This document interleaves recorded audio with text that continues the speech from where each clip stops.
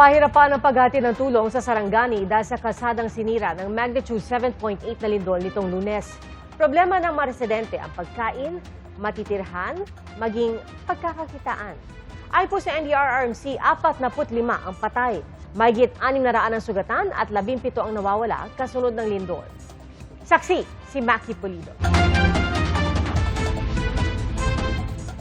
Mula sa ere, kita kung paanong nabali ng magnitude 7.8 na lindol ang Sapu-Masla Bridge sa Malapatan, Sarangani. Sa aerial survey ng PHIVOLCS kahapon, kita rin ang pinsala sa dike at mga gumuho o di kaya'y tumagilid na bahay. Ngayong gabi, para makabiyahe na ang mga sasakyan hanggang sa bayan ng Glan, target na maayos ang kalsadang nabiyak at tila hiniwa-hiwa ang semento. Dahil ginagawa na raw ng DPWH yung portion ng highway na nagkabiyak-biyak ay pinagbabawalan dumaan kahit na mga tao, hindi lamang mga sasakyan. So para makarating tayo, lampas nun, para malampasan natin, kailangan sumakay tayo ng bangka. Nagdeklara na ng state of calamity ang buong lalawigan ng Sarangani para magamit ang emergency funds at mapabilis ang relief efforts. Tulong na kailangan ng maraming biktima ng lindol, gaya ni Julito na sa gilid ng kalsada muna natutulog matapos sirain ng lindol ang kanilang bahay. Hintay pa rin ang tulong. Wala mang matulong pa na tanggap namin. Pagkain at saka tubig. Walang mainom. 3 araw na rin naghihintay ng kahit kaunting tulong si Ronald Zubel. Gustuhin mang kumita, wala namang nag-aarkila ng kanyang bangka mula ng lumindol. Sa oras na maubos ang kanilang 5 kilong bigas, wala na raw siyang maipapakain sa 3 niyang anak. Lapit na maubos, ma'am. Kunti na lang. Yan na ang problema, may kasi hindi kami kapanapuhay kasi ganito ngayon, ma'am. May lindol, wala namang trabaho. Durante lang, ma'am. Bigas lang, ma'am. Saka tubig. Yan lang, ma'am. Sintulugan ng anak namin. Sabi ng lokal na pamahalaan ng Glan, pahirapan talaga ang pagdating ng relief goods, kaya't hinihintay nilang maayos ang kalsada para mapabilis ang pagdating ng tulong. Sa mga naghihintay ng tulong, no, naiintindihan namin sa humingi lang kami ng pasyensya. Kami gusto talaga namin makarating agad. Pero naiintindihan naman natin na hindi talaga natin mapabilis kasi yung daan wala. Pero pati matitirhan, malaking hamon para sa maraming biktima ng lindol. Nasa 20 bahay yung dating nakatirik sa gilid ng bundok na ito dito sa bayan ng Glan sa probinsya ng Sarangani. Pero dahil dun sa lindol, sira na lahat ng mga bahay. Itong bahay nga na ito nahulog na dun sa gitna kung saan nabiyak yung lupa. Dito dati nakatira ang pamilya ni Maricel Poncabdas. Hindi po namin alam kung ano yung mangyayari kasi wala naman kaming mapupuntahan. Dito lang kami naninirahan sa wala rin kaming sariling lupa kasi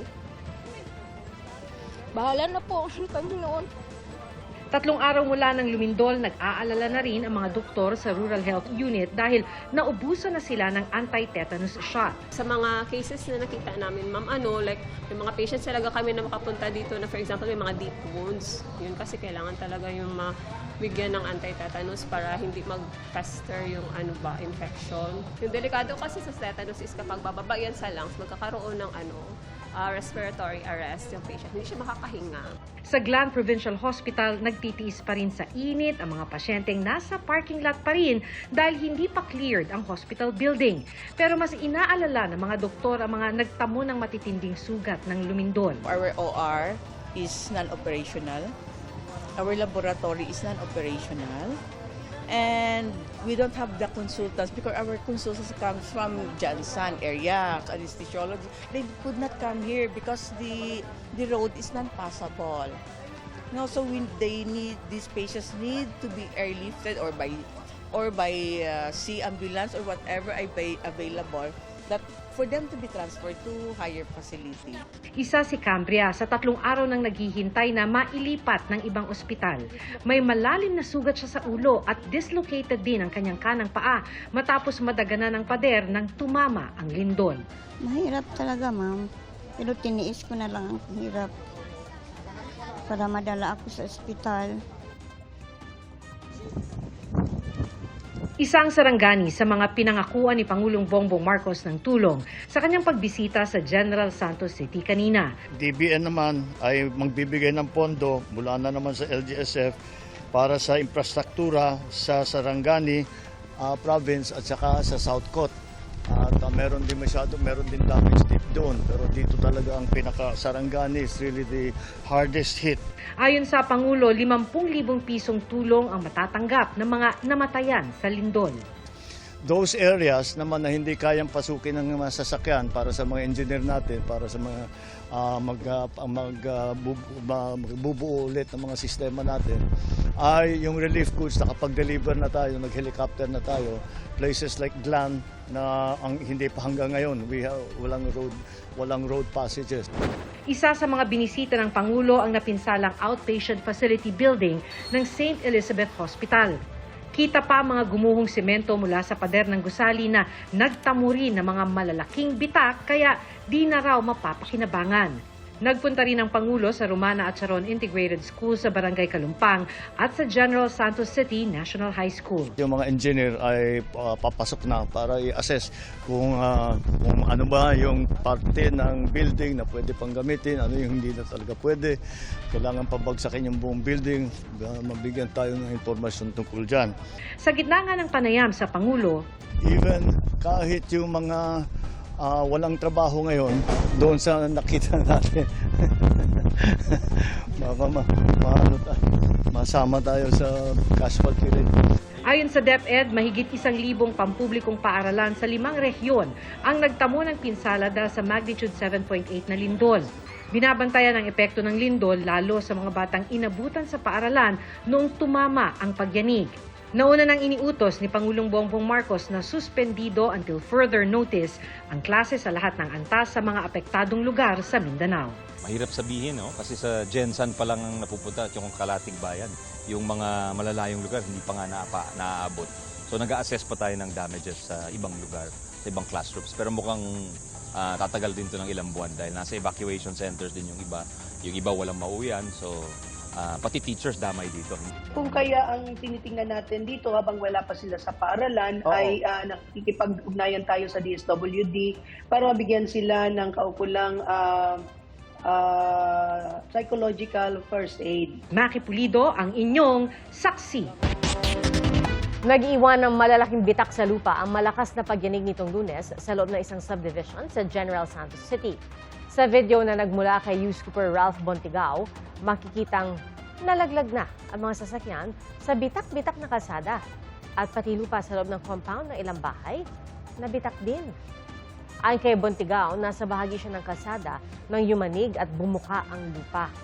Agad naman daw siyang nakaalis papunta sa mas ligtas na lugar. Timbog sa Quezon City ang isang lalaki dahil sa pagbebenta umano ng shabu. Ang naarestong suspect na pag-alamang may 2 standing warrant of arrest sa Albay. Dahil din po sa mga kasong may kinalaman sa iligal na droga. Saksi, si James Agustin. Hindi na nakapalag ang 31 anyos sa lalaki nang areston siya sa drug bypass operation ng pulisya sa Project 4 Quezon City. Ang suspect nabilhan ng droga ng pulisya nagpanggap na buyer. Nakuha sa kanya mahigit 2,000 pisong halaga ng shabu. Area of operation nitong ating nahuli ay area of Cubao tsaka sa Project 4. Nagbabaksak po siya sa iba't ibang barangay po dito sa area namin sa Project 4. Ang kanyang mga parokyano, kadalasan ng kanyang mga binabagsakan ay yung mga kabataan. Pagdating sa police station, nadiskubre na may 2 arrest warrant siya na inisyu ng korte sa Tabaco, Albay noong Pebrero 2025. Kaya agad na isinilbi ito ng mga operatiba. May kaugnayan ng mga kaso sa paglabag sa Comprehensive Dangerous Drugs Act. Tinignan din natin yung mga previous records niya. Doon natin napag-alaman na meron palang existing warrant itong ating nahuli. Tingin po namin na lumipat siya para maiwasan niya na yung kaso niya doon sa pinanggalingan niya sa Albay. Itinanggi ng suspect na nagbebenta siya ng shabu. Hindi naman po yung totoo, sir. May nakontrol, sir? Wala po. Kaugnay naman sa isinilbing 2 arrest warrant sa kanya. Akala ko po tapos na po yung yung sa provision ko po. Kaya nagluwas po ako dito Maynila. Nagtrabaho po ako sa Cavite. Nagtago ka pa dito? Hindi po ako nagtago. Nagtrabaho po ako. Maharap ang suspect sa panibagong reklamong paglabag sa Comprehensive Dangerous Drugs Act. Para sa kanyang 2 arrest warrant, hinihintay na lang ang commitment order mula sa korte. Ako si James Agustin, ang inyong saksi. Natagpo ang patay ang 2 taong gulang na bata sa ginagawang septic tank sa Ormoc City sa Leyte. Batay sa investigasyon, maagang umalis ang ina ng batang babae para mamili ng school supplies. Iniwan daw ng nanay ang kanyang anak sa tiyahin nito. At nang makauwi ang nanay, nawawala na ang bata. Naging abala raw ang tiyahin sa paglalaba kaya hindi napansin ang kanyang pamangkin. Hinanap nilang biktima hanggang sa matagpuan siyang nakalutang sa hukay na may tubig sa likod ng kanilang bahay. Naniniwala ang pamilya na aksidente ang nangyari pero patuloy ang investigasyon ng mga pulis. Posible may kinalaman daw sa 18 dating bodyguard ni Zaldico ang umano'y banta sa Senado. Ayon po yan kay Senador Sherwin Gatchalian. Work from home hanggang bukas sa Senado batay po sa memo ni Gatchalian. Saksi si Ian Cruz. Kahit naka-work from home ang kanilang mga empleyado ngayong araw, mahigpit pa rin ang seguridad sa Senado na nasa ilalim ng heightened security alert. Kasunod pa rin yan ng intel na ibinahagi ni NBI Director Melvin Matibag na may seryosong banta umano sa Senado.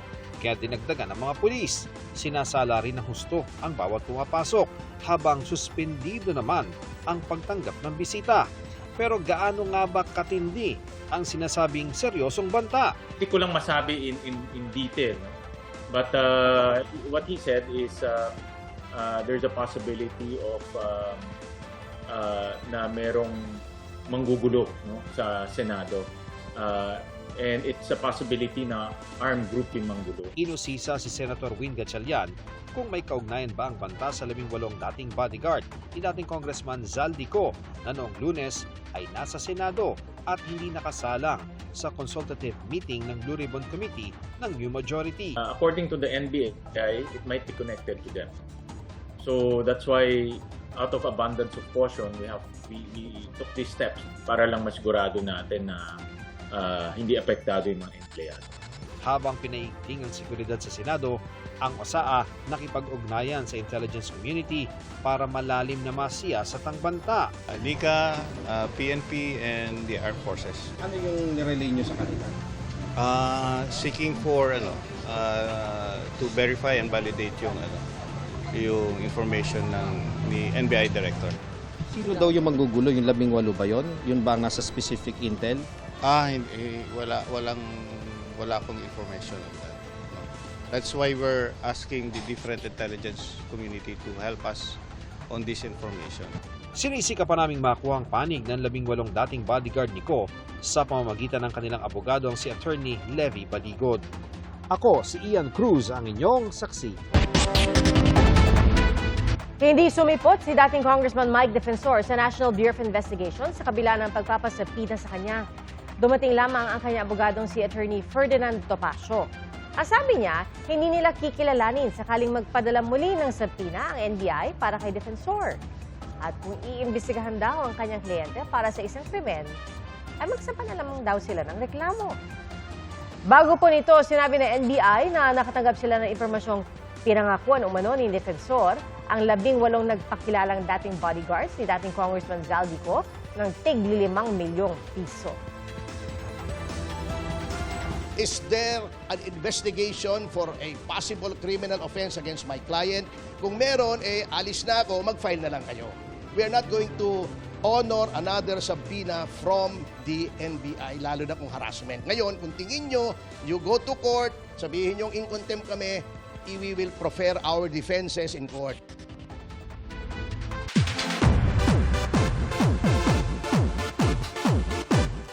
Nostalgic para kay Ruru Madrid ang isa sa mga taping location ng pagbibidahang serye na Hari ng Tondo. Yan po ang abandonadong Quezon City Jail na isa rin sa taping location para sa award-winning film na Green Bones. Gaya po sa Green Bones, may maeksena si Ruru sa kulungan kasama si Dennis Trillo. Naging inspirasyon ng araw ni Ruru si Dennis sa paggawa ng mga pelikula at teleserye. Sa ngayon, masaya si Ruru sa kanyang karera sa showbiz at maging sa kanyang love life. Masaya rin siya para sa bagong kasal niyang kapatid na si Rere Madrid.